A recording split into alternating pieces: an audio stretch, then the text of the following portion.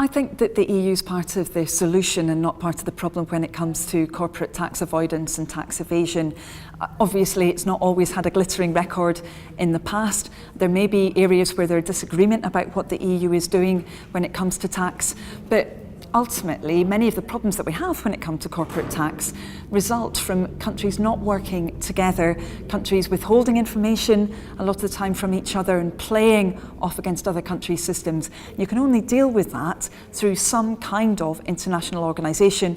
The EU's already there, it's already working on corporate tax. It had a very good record actually under Don Primarolo's leadership, a British Member of Parliament back in the late 1990s, and I hope that the UK might change its approach and get in the driving seat in Europe on corporate tax avoidance once again. I think there are a number of different areas that we need to look at if we're going to improve the tax system.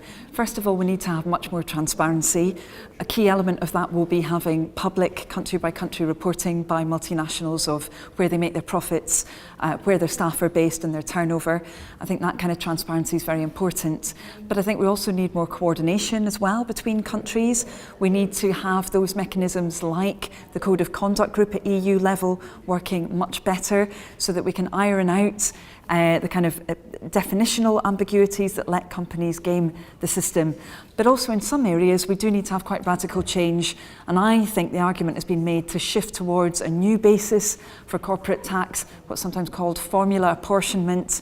There's a model for that at EU level called the Common Consolidated Corporate Tax Base, and I think the UK government shouldn't be arguing against that, it should be considering it seriously. I think in fact the UK has been quite good at creating extra loopholes, unfortunately, a lot of the time for multinational corporations to exploit, so I think that we should stop engaging in that kind of beggar thy neighbour policy development.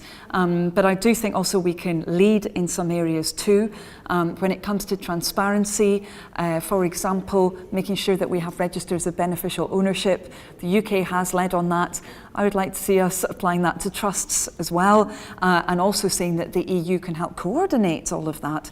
But there are certainly cases where, yes, I think that the UK has acted unilaterally in a positive way.